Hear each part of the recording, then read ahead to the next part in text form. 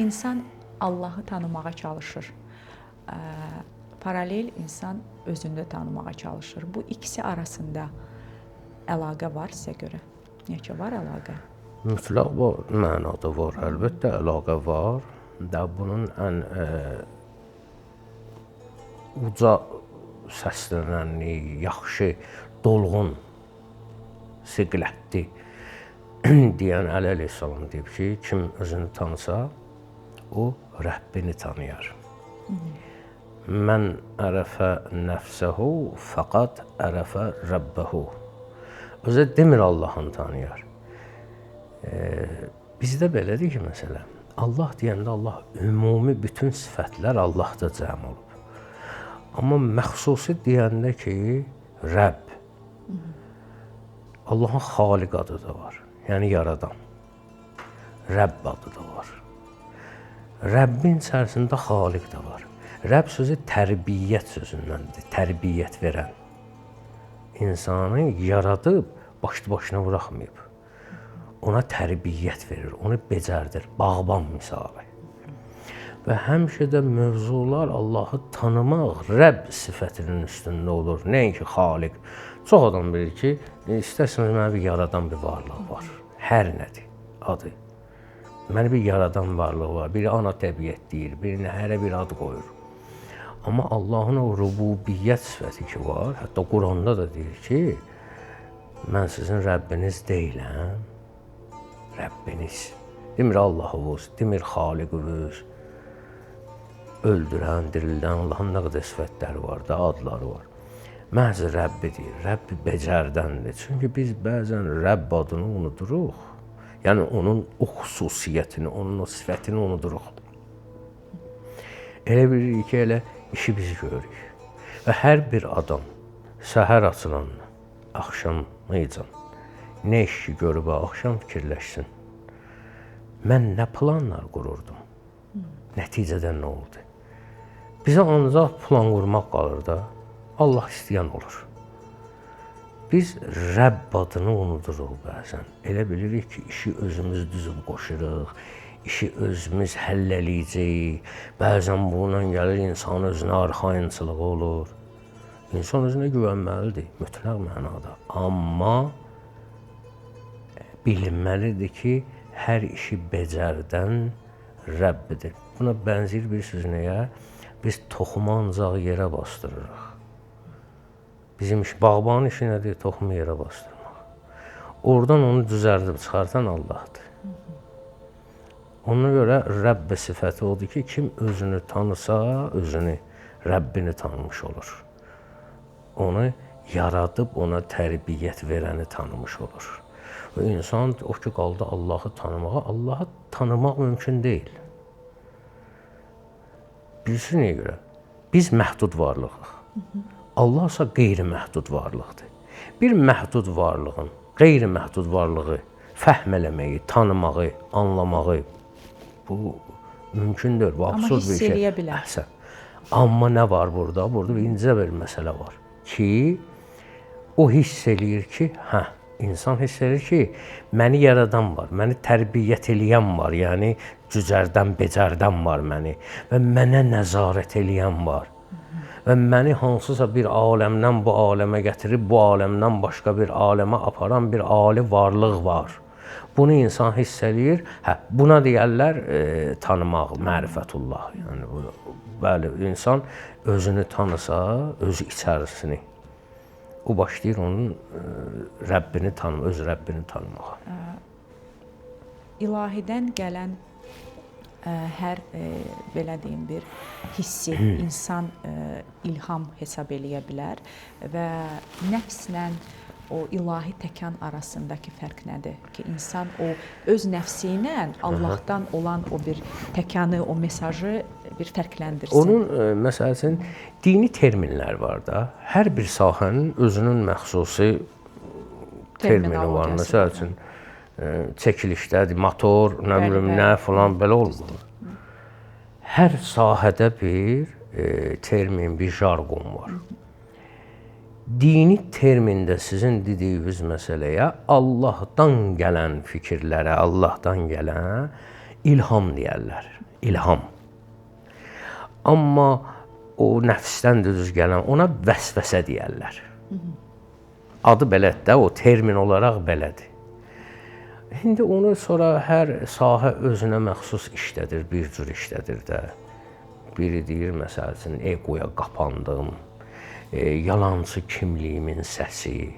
Bu cür nə də demək olar da, yalançı kimliyimin səsi. Buna indi vəsvəsə deyilir. Adını nə qoyaq da, fərqi yoxdur ki onun. O vəsvəsə ilə ilham bəzən qarışır bir-birinə. Ki, görəsən bu ilahidən gələn səsdir, yoxsa mənim nəfsimin pıçıltısıdır, vəsvəsəsidir. Bunu ayırt eləməyin yolları var. Yolu nədir? İnsana gələn fikir, əgər Allahın dediyi qanun qayda ilə, Qurandan, hədislə, şəriətlə, hər hansı ki, düz bildiyim bir nə ki var, mən Quranı düz bilirəm, hədisi düz bilirəm, məsəl üçün. Dini qanun qaydaları ədalətli və düzgün bilirəmsə, mənə gələn fikri onlarla uzlaşdırıram. Onlarla düz gəlirsə, bu ilhamdır, ilahidən gələndir. Düz gəlmirsə, vəsvəsədir. Yəni, əksdirsə, vəsvəsədir. Bir dənə onda sual verin, bax, belə deyim. Tanınmış rəssamlar, tanınmış bəstəkarlar həmişə hansısa bir şedevr əsərlərini yaradanda deyirlər ki, bizə bir ilham gəldi. Amma dində musiqi və sənət əsəri də belə rəsm çəkmək, bu mən bildiyimə görə o qədər də məqbul sayılmır.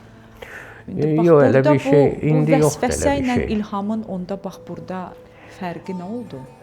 Əvvəla birinci odur ki, rəsm əsəri çəkmək elə bir o vaxt üçün idi. Yəni indi hal-hazırda elə bir şey problem yoxdur. Hədisdə var ki, canlı rəsm çəkmək, canlı varlığın rəsmini çəkmək bəyənilən bir şey deyil. Siluetini əks etdirmək. Oradan da məqsəd odur ki, indi o vaxtı onlara tapınırdılar, ibadət eləyirdilər falan o nöqteyi nəzərdən.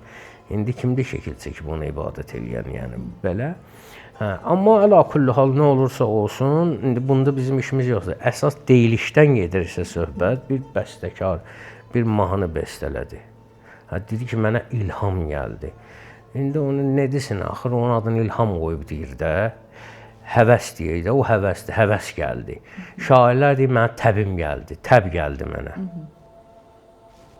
İndi hərə bir ad qoyur, amma hər hansı bir fikir olursa olsun, ya ilhamdır, ya vəsvəsədir. Yəni, onun nəticə artıq bəlli. Həqiqətlə uyğun gəlirsə, bəli, həqiqətlə uyğun gəlirsə ilhamdır. Həqiqətlə uyğun gəlmirsə, vəsvəsədir. Bizdə el arasında da söz var, deyir, bir dəli şeytan deyir falan elə.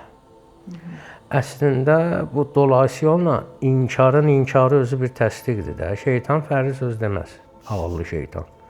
Amma bu dəli şeytan deyirsə, demək düz deyir də. Şeytan adətən pis fikir deyər. Busa dəli şeytandır. Demək, ağıllı fikir, o mən. Və yaxud da kör şeytan. Yəni, şeytan kör ola bilir?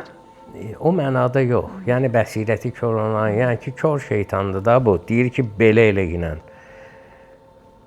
Yəni, nədir, şeytan ağıllı şeytan olsaydı, dəli olmasaydı, görən şeytan olsaydı, təbii ki, pis yol dəvət edəcəkdi. Demək, bu ağılsızdır, dəlidir və yaxud kördür ki, bu ağıllı fikir üçün deyirlər də, bir dəli şeytan deyir, belə bir dənə şey elə. Onu, yəni deyirəm, bunları nə üçün deyirəm? Terminlər başqa-başqa ola bilər.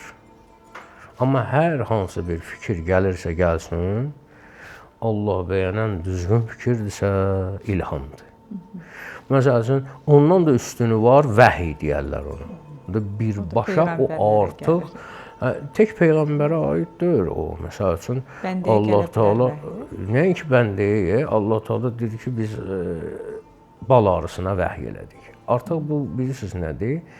Yəni, biz ona bu xüsusiyyəti yerləşdirdik. Bu işi görəcək. Bir çip qoyulub buna ki, sən bu işi görəcəksən. Buna deyərlər vəhiy. O ki, qaldı peyğəmbərlərə, peyğəmbərlərin bəyəm hamısına mələk gəlib, nazil olub, yox. Peyğəmbərlərin əksəriyyəti Allahdan vəhiyi yuxu ilə alıblar. Hətta Quranda da İbrahim əleyhissalam deyir ki, mən yuxuda gördüm ki, İsmail edir, sən qurban kəssin. Yuxuda gördüm. Hətta bu hələ-belə adamın yuxusu da öyle, peyğəmbərin yuxusu hələ vəhy olar da. Bu deməkdir.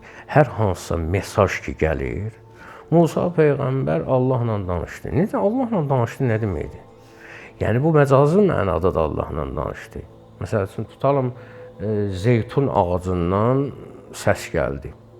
Allah Teala hava seli yaradıb, səs telləri yaradıb, dil, dodaq, damaq, diş filan, bunların vasitəsilə insan səs çıxartır, insanlar bir-birini başa düşür. Bu səsdir. Səs özü ayrıcı bir məxluqdur. Ayrıca bir səs, ayrıca bir məxluqdur da. Elə deyil. Özü də bir yaradılmışdır da. O səs insanın ağzından çıxdı və yaxud zeytin ağacının titreşimi ilə çıxdı məsəl üçün. Əsas o ki, informasiya gəldi A nöqtəsindən B nöqtəsinə, bu informasiya gəldi. Qəbul edəndən asılıdır da artıq o səsi o necə? Əlbəttə ki, qəbul eləyəndən asılıdır ki, mümkündür ki, başqası heç bilməz buradan nə səs gəlir, nə deyir, nə demir. Qəbul eləyənə Allah Teala bir qüdrət verir və səs adlı məxluqa deyir ki, ona bu şeyi xəbər verir. Yəni proses bu cürünə gedir. Yoxsa ki, ağac durdu, danışdı, yəni belə multfilm deyil. Qəlbin oyanmasının ilk əlamətləri nələrdir? İnsan bunu necə hiss eləyə bilir? Ki, qəlbi oyanıb, yoxsa yox? İnsana elə də gələ bilər ki, onun qəlbi oyanıb. Qəlbin oyanmağının, əvvəla qəlbin necə oyanır, birdən-birə oyanmır ki, hissə. İnsan nəfsani hisslərinin, sevdiyi o nəfsani hissləri var insan ki, onu sevir, ondan əl çəkə bilmir. Onlara qalib gəldikcə özü hiss eləyir ki, içəridə qəlbi genişlənir. Başqa vaxtı ona təsir edən dünyavi, məsəl üçün, qəmlər və yaxud sevinclər artıq ona o qədər də təsir eləmir. Dünyanın sevincinə o dərəcədə də sevinmir. Dünyanın qəminə o qədər də qəmlənmir. Onun sevinci də başqalaşır, qəmi də başqalaşır. Və ən əsasda qəlbi geniş insan başlayır özünü unudur. Başlayır ətraf haqqında daha çox fikirləşir. Başqasının halına yana bilir. Başqasının halına yanmaq. Mərhəmət hissin, oyanmağı. Tək mərhəmət hissinin içərisində bir rəhm eləmək, bir yazığı gəlmək də var. Daha da böyük. Niyə soruşuram? Yəni düşüncələrdən çox, yəni belə deyim də, beynindən çox artıq qəlbini mi dinləməyə başlayır? O da var. Amma bu demək deyir ki, ağla zidd olan şeyləri qəlb deyir, yox. Ağıl. Qəlbi islah etmək üçün bir vasitədir, qəlbin qapısını açmaq üçün. Ondan sonra axır qəlb ki, islah oldu, əql qəlbi islah eləyəndən sonra, bəli, yol qəlbindir, ağlın deyil. Yol qəlbindir, eşq-qüdür hər nə varsa aləmdə, elmi bir qeyli qalmış ancaq. Ağlın dediyi şeylər sənə ancaq qapı göstərir. Mən həmişə bu misalı çəkmişəm. Ağlın işi nədir? Xəstələnmişəm, həkim qapısına aparsın məni. Ağıl axtarır, araşdırır, bu həkim necədir, o həkim necədir, o daha yaxşıdır, məsləhətləşir, hara qədər, qapıya qədər. Qapıdan içəri artıq ağlın işidir. Qapıdan içəri girdin, işi təhvil verirsən mütəxəssisinə. Artıq ağıl qəlbi islah edənə qədərdir, qəlbin qapısını açana qədərdir. Ağlın işi odur ki, diyansın qəlbin qapısında Allahdan başqasını içəriyə buraxmasın. Həzrət Əli deyir də onu. Bir nəfər deyir Həzrət Əliyə ki, sən necə qəlbi məqama çıxmısan? Deyir, mən dayandım qapıda, Allahdan başqasını içəri buraxmadım. Bu gedir bir müddətdən sonra gəlir. Deyir, mən də hələ elədim, amma bir effekt olmadı. Dedi, neynədin? Dedi, girdim qəlbimin içinə, Allahdan başqa nə var çıxartdım. Amma Allah gəlmədi ora. Deyir, özün içəridə idi. Onu deyir, hə, deyir, Allah gəlməz ki. Mən dedim, qapının ağzında dayanmışam. Özüm də belə içəri girmirəm. Bunlar incə məsələlərdir, bunlar xırda məsələlər ki, bunun üstündə bu etaplar var da, insan keçdikcə və siz elə bilirsiniz ki, ya, qəlb ki açıldı, insan qəlbi oyandı, onda uçurum yoxdur, rəzalət yoxdur. Ən böyüyü onda başlayır. Ən ağırı odur. Çünki yuxarı mərtəbəyə qalxdıqca yıxılmağın təhlükəsi biraz da artır. O məsələ var.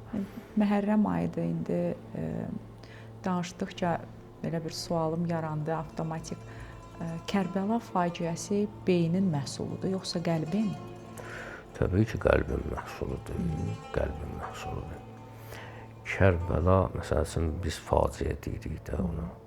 Başqa tərəfdən baxanda o qəhrəmanlıqdır. Əlbəttə, sadəcə elə deyilir deyə mənə görə faciə deyil. Bir başqa tərəfdən baxanda fədakarlıqdır. Bir başqa tərəfdən baxanda eşqdir. Özü çox dəhşətli bir eşqdir. Ki, onu təhlil elədikcəm bitmir, tükənmir. Qəlbin işidir. Əlbəttə ki, qəlbin işidir. Bu əqlin işi deyil bu.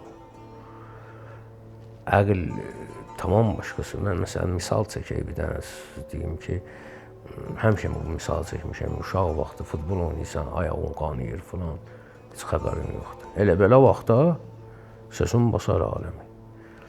Bəzən eşq gəlir, əqli çəkir qırağa. Əqli aciz olur o eşqin qabağında.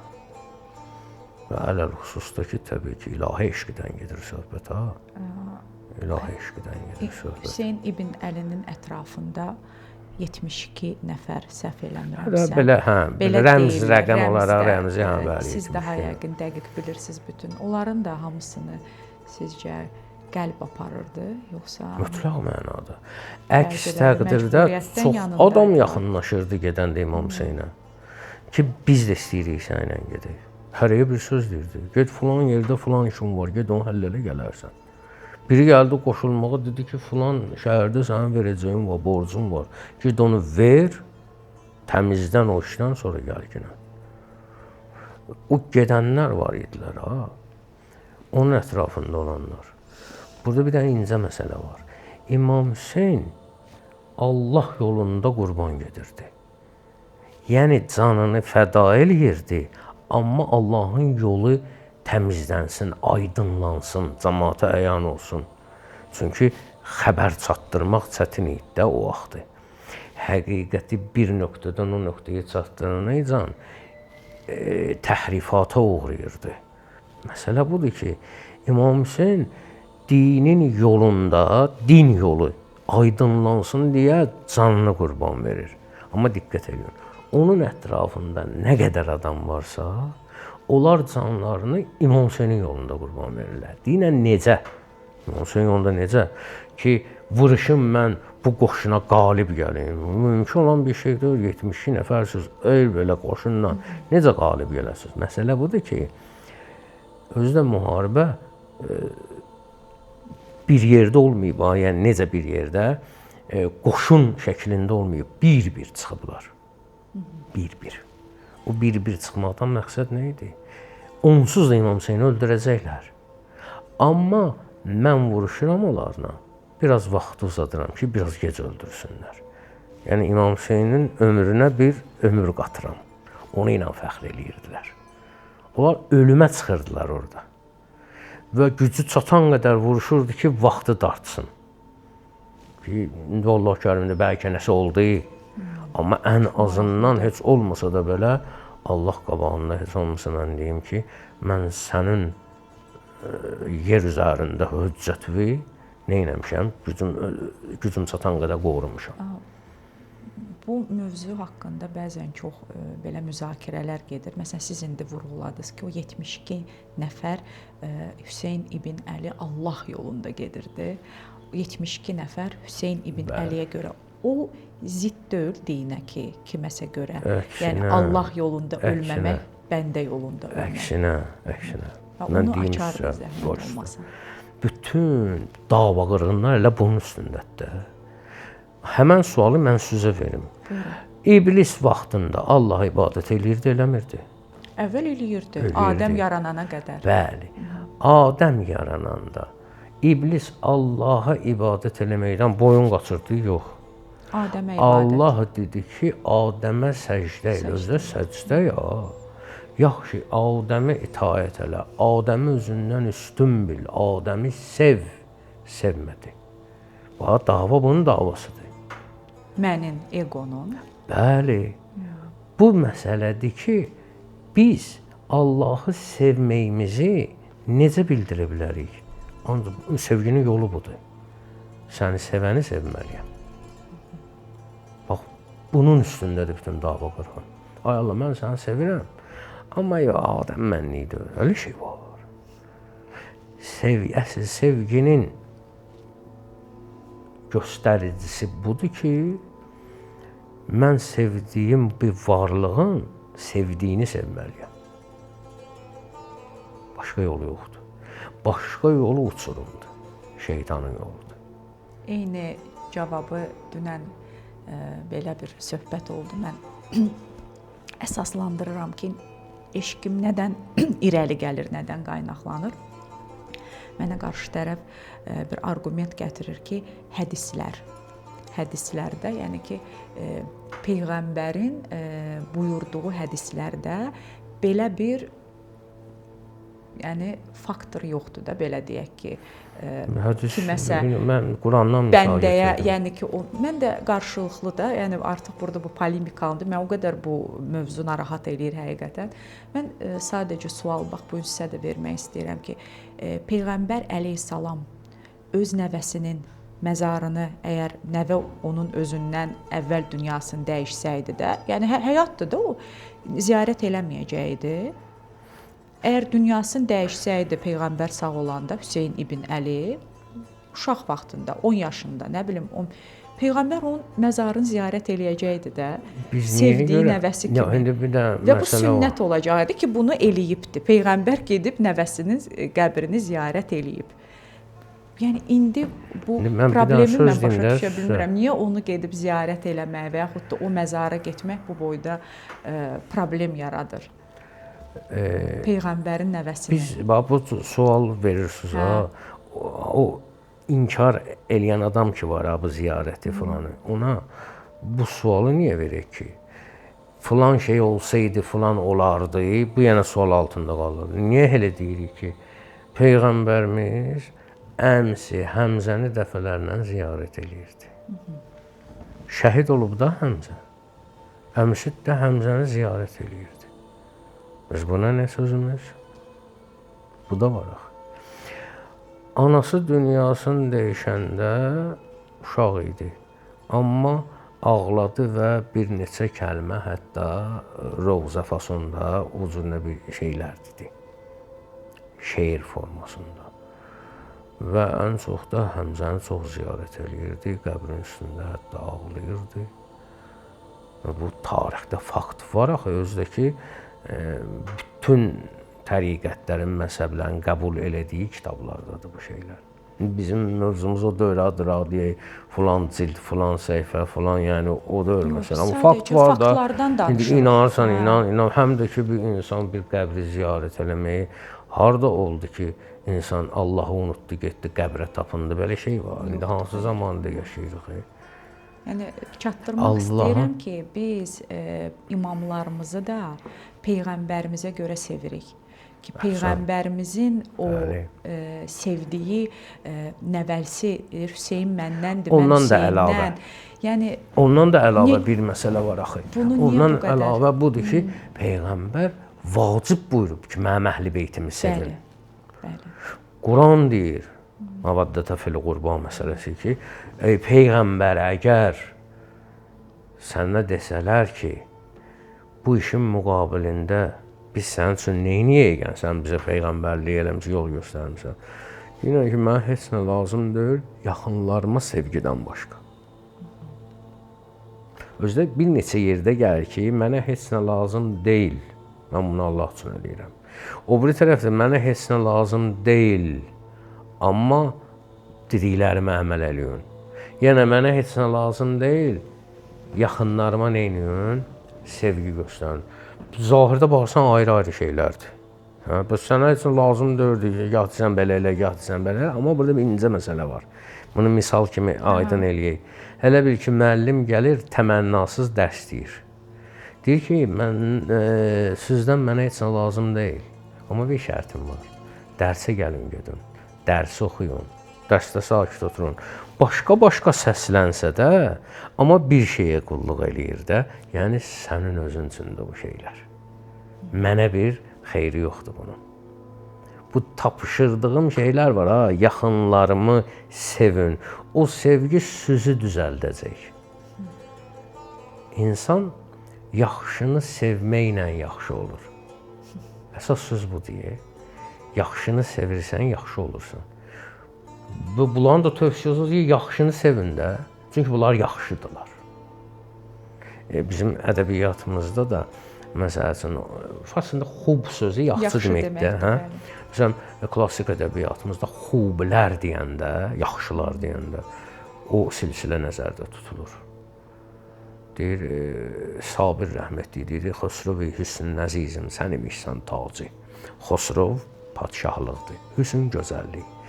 Gözəllik padşahlığının sənsən tacı. Deyir ki, Xosrovi hüsnün əzizim, sən imişsən tacı. Peyğəmbərə deyir. Sonra deyir ki, xublər cümlə sənin dərgahı möhtacı. Yaxşılar hamı sənin dərgahı möhtacdır.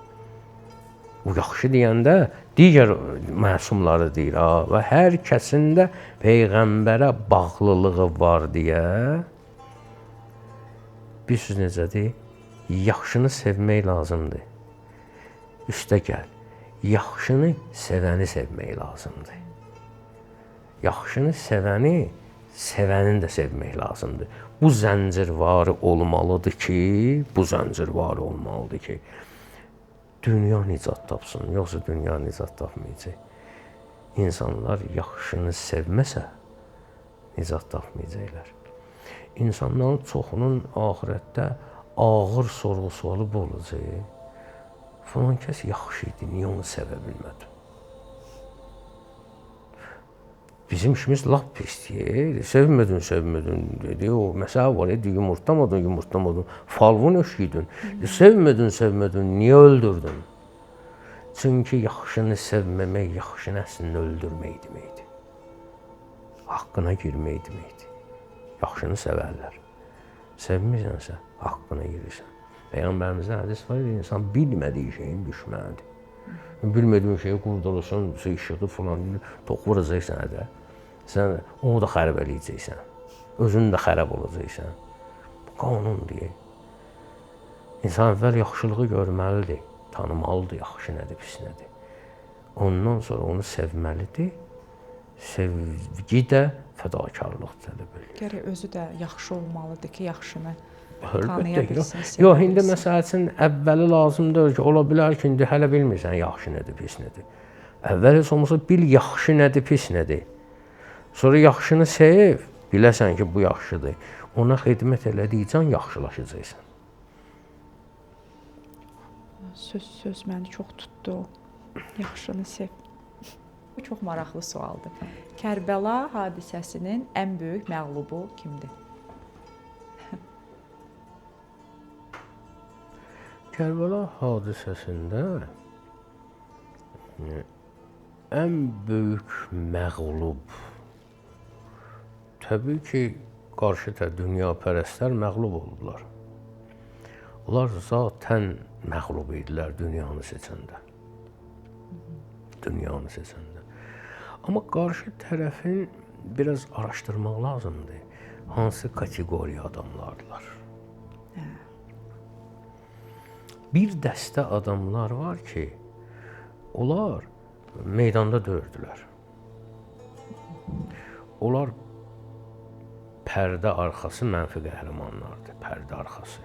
Məsələn, Yezidin orada nə işi vardı? Yezid əmrin vermişdi. Amma o Yezid əmr verəndə elə-belə əmr verməmişdi. Bir dənə qazı var idi ki, Şüreyh qazı o fətva vermişdi. Elə-belə iş deyil, Peyğəmbərin nəvəsini öldürür də. bunu bəzəməlidir. Bunu salmalıdır kitab dəftərə. Qazidən fətva almalıdır. Qazi özü yoxdur, fətvası var. Sonra birbaşa Kərbəla çölündə Kufənin təzə o başçısı var idi da orada, Ubeydullah İbn Ziyad. İbn Ziyad özü orada iştirak eləmir, amma bütün oradakı səhnəni, Kufəni 180 dərəcə dəyişdi filan. Əməlli başda o hiyləgərlikdə İbn Ziyad böyük bir iş gördü. Bunlar meydanda olmayanlardı. Bunlar birbaşa İslama düşmənlərdi. Bunlar birbaşa kafərdilər. Niyə görə? Bunun sübutlar da var da. Yezid deyir ki, İmam Hüseynin başını görəndən sonra deyir ki, qoy mənim o Bədirdə babalarım, Bədirdə ölən babalarım kaş görərdilər bunu. Necə intiqam aldım bunlardan və sevinərdilər, mənə fəxr eləyərdilər. Bu açıq aşkar dinə meydan oxumaqdır. O deyir ki, nə qədər ki Peyğəmbərin adı əzanda çəkilirdir, biz narahatıq deyir. Bu sözləri deyir. Bunlar aləmi qatırdılar bir-birinə. O mütəxəssisi seçmək də böyük bir, o kadrı tapmaq da böyük bir hünər tələb eləyir. Yezid doğrudan da İbn Ziyadı, Ubeydullah İbn Ziyadı yaxşı tapmışdı ki, orada o işi o görməlidir. Amma qaldı ki, meydana gedəndə orada Ömər Səd var. Ömər ibn Səd. Səd ibn Vaqqasın oğlu Ömər. Orada Şimir var idi. Niyə görə o iki dənə? Çünki onlar Ubeydullah ibn Ziyad onları bilə-bilə oraya yollamışdı ki, birdən biri dala çəkilsə, o biri gəlsin qabağa. Və iki dənə rəqibi də qoyublar ki, hansınız bu işə rəhbərlik eləsiniz, vəzifəni sizə verəcək. Ki, Ömər bilir ki, biraz dala çəkilsəm, Şümür var orada. Şümür deyir, dala çəkilsəm, Ömər rəqabət yaranır və içəridə də özlərinə bəraət qazandırırlar ki, bu onsuz da öləcək də, fərqi nədir, mən öldürdüm, yox, bu öldürdü. Onsuz da ölür. Sən ölməlisən ki, biz yaşayaq, belə bir şey var da. Bu cür adamlar idi ki, zalimin əmrinə candan başla xidmət eləyər. O bir dənə misal var, bir filmdən idi də, deyir ki, əmr almaq başqa, zövq almaq başqa. Gəlir, məsələsində, bunun rəisi, bunun böyüyü buna tapşırıb ki, çalış ki, burada bu olmasın, bu olmasın. Yollayır bir yerə. Bu gedir elə əzazilcəsinə rəftar eləyir cəmaatla. Mən neynim, mənə tapşırıblar. Əmr almaq başqadır, sən tapşırılan şeydən zövq alırsan, əməlli başdır. Deyir, sənə dedik, vur, sən öldürdün, lap. Nə olsun, indi mən demişəm, bunun bir başqa yolları da var da. Yəni, bir dəstə o cür adamlar idilər ki, onların gözünə girsinlər deyə, o yuxarıda oturanların gözünə girsinlər deyə, onların tapşırıqlarını canla başına yerinə getirənlər idi. Amma üçüncü bir dənə dəstə var idi orada. Məğlublardan danışıram. Üçüncü dəstə artıq onlar çox, bilirsiniz, çirk işlərə gedənlərdir. Kim, necə adamlardır? Normalda yaxşı adamlardılar. Onlar o adamlardılar ki, İmam Hüseynə məktub yazmışlar ki, gəl. Bilirsiniz niyə görə? Həqiqəti bilib yazmırlar. İmam Hüseyn yaxşıdır da, Peyğəmbərin nəvəsidir, gəlsin, pişnamaz deyəcək, iqtida eləyəcək. Bu rəhimli adamdır, biraz maaşımızı da qaldırar, filanlar, şərait yaradar biz üçün, yaxşı insandır, qəddardır, filan. Normal halda əla. Yəni, heç nə baş verməyib, can deyib can eşidirik.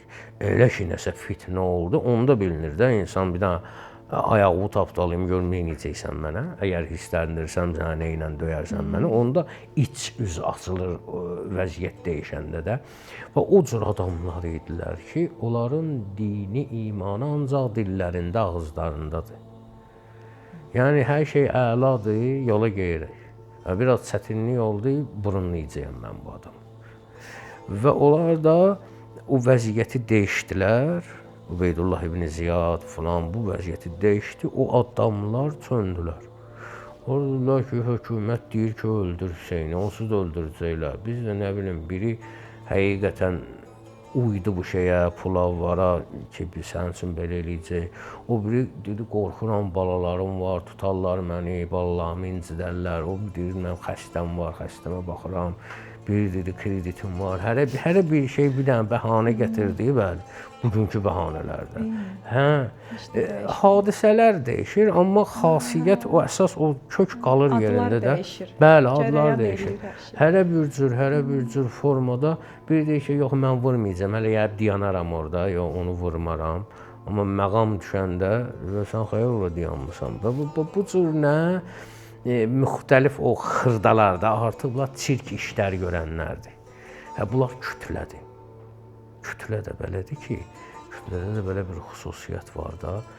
Bir dənə hay-huy elədilər, o rus sözü var, naura hələ getdilər, gəlib çıxır, məsəl üçün, bura niyə gəlmişdik biz, indi nə istəyirik?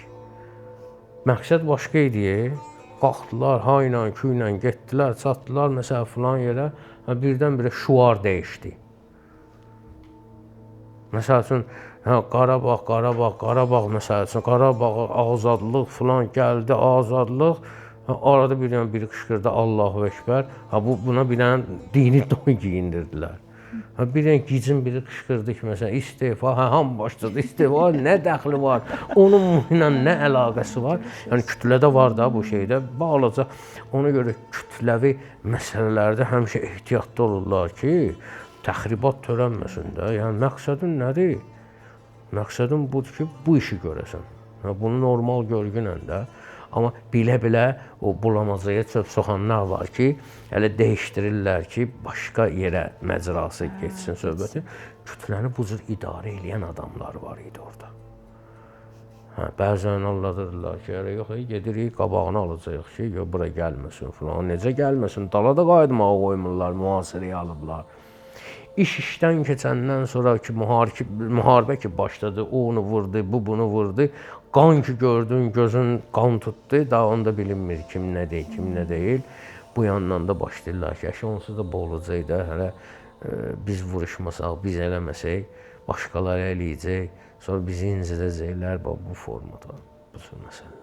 Hər dəfə daha çox informasiya aldıqca bu Kərbəla vadisi adam dəhşətə gəlir ki, bunun nə müsibətdir. Və o anda fikirləşirsən ki, biz indi bunu eşidib əgər bu cür təsirləniriksə, orada o Hüseyn və onun ailəsinin keçirdikləri hisslər, yəni sözə sığmır. Əlbəttə ki, onlar ona görə başqa bir cəsarət təcəssümüdür mənə görə hamısı.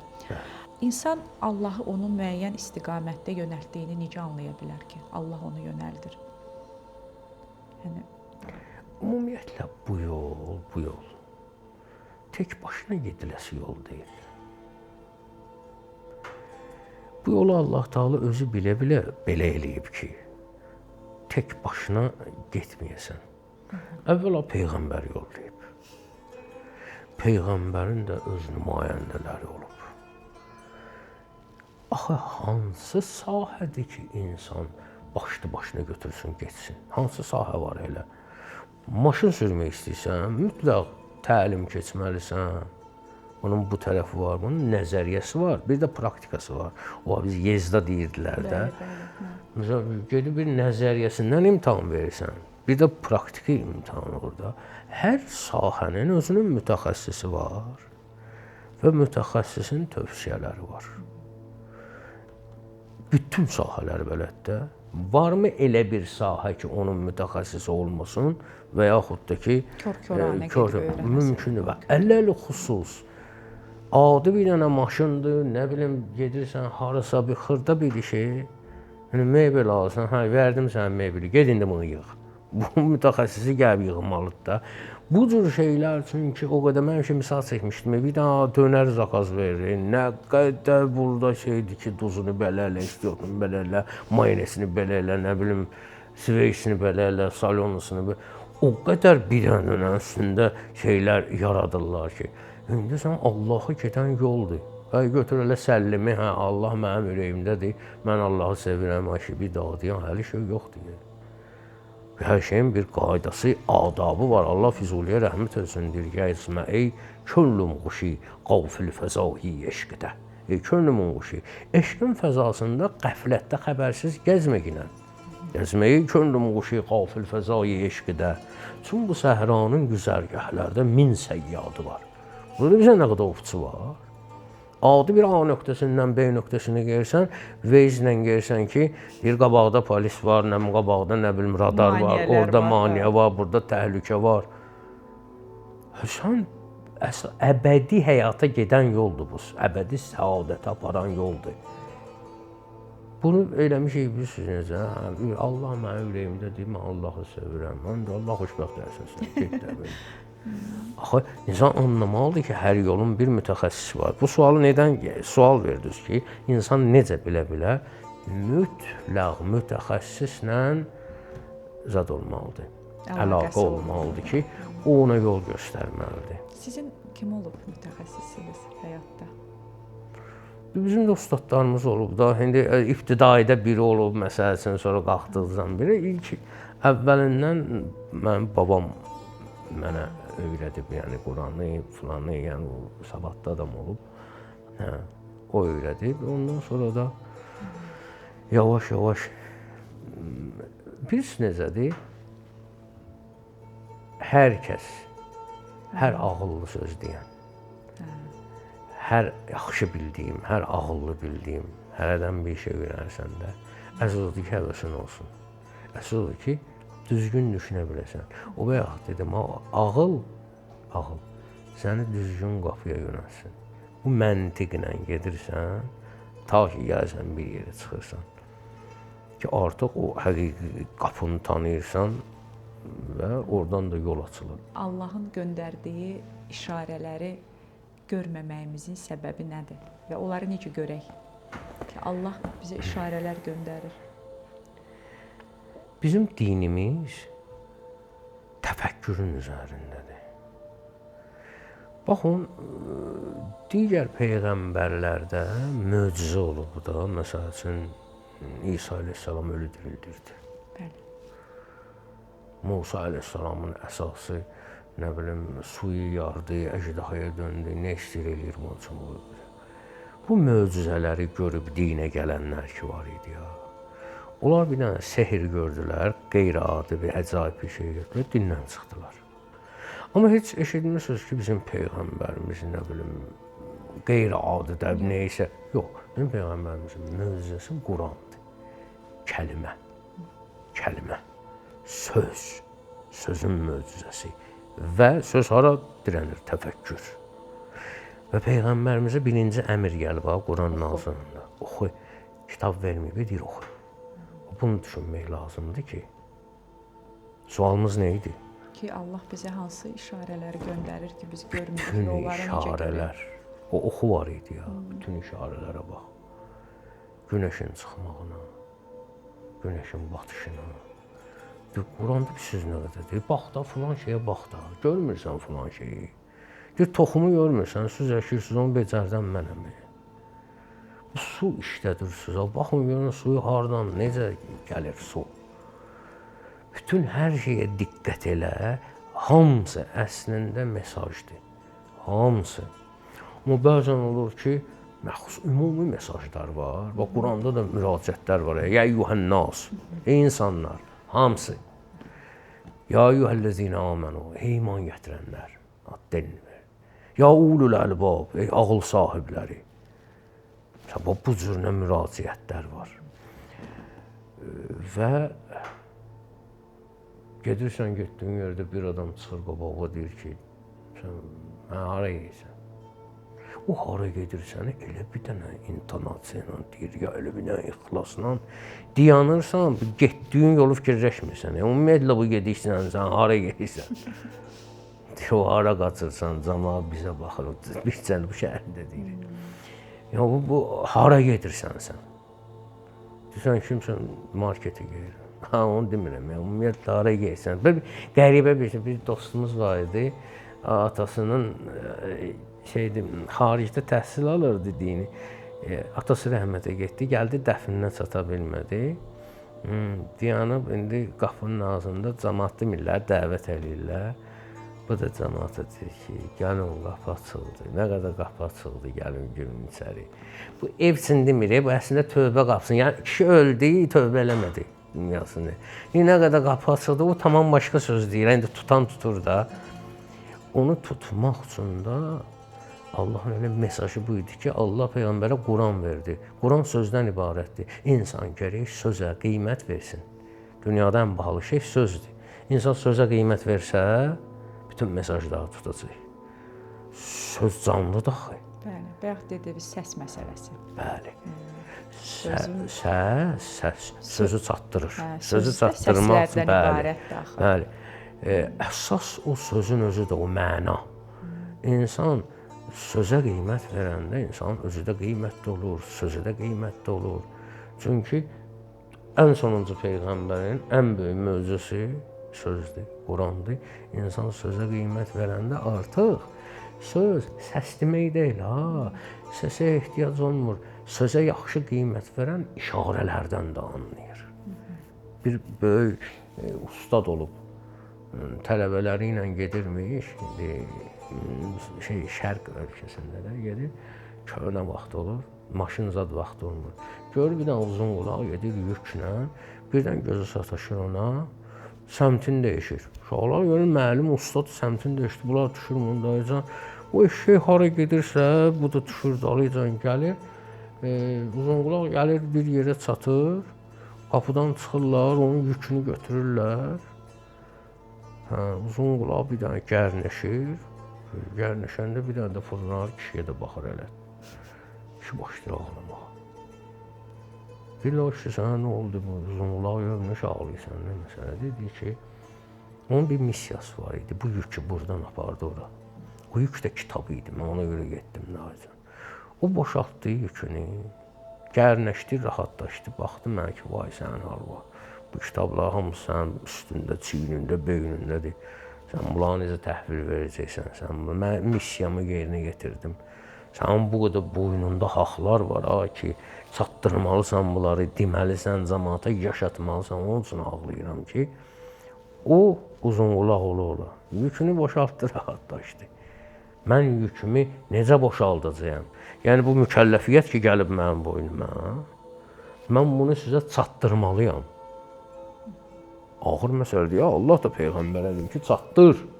Çatdırmasan misyon tamam deyil. Hər birimizin boynunda haqdır ki, bir nəfərə əyridirsə, o mənim boynumda qalıb, mən onu düzəltməliyəm. Neyimə lazım filan kəsdir, neyimə insan deyə bu. Qonşunun evi yanır, neyimə lazım, nə deyib, neyimə lazım deyəcəksən, yana-yana gəlib sənin də ön yanacaq. Bugünkü günün problemidir biganəlik. Hamısı, bəli, biganə. İnsanlar insanlığa biganədir. Sən bir qonşuya ürəyin yanmasa, onun yanğısı gələcək, sənə də övgü basacaq. İnsanlar bir-birlərinə çox biganədir. Hərdən birinə bir təmənnasız bir yaxşılıq eləyirsən, adam dəli kimi baxırlar ki, görürsən, bunun fikri nədir, məqsədi nədir? Yaxşılıq elə. Niyə eləyirsən bu yaxşılıq? Yaxşılıq yaxşıdır deyiləm. O bir dənə türklərdə var idi, belə bir şey çıxmışdı. İyilik iyidir. Biri qəbrinin üstünə yazmışdı. O da yaxşılıq yaxşıdır da, bu yaxşı niyə eləmirsən? Elə də. Bayaq dediyiniz məsələ, yaxşıları sevmək lazımdır ki, yaxşı olasan da. Bu yaxşılığı eləmək üçün, halbuki bu gün səndən heç fədakarlıq gözlənilmir də, yaxşılıq da elə. Onun üçün ölümə gedənlər olub ki, bu yaxşılığı eləyim. Amma Allah yolunda.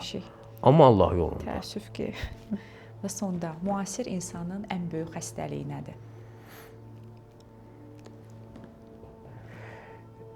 Mən fərq qoymuram müasirlik və yaxud da ki, lap ibtidai bəşəriyyət, Adəmdən özü bu yana.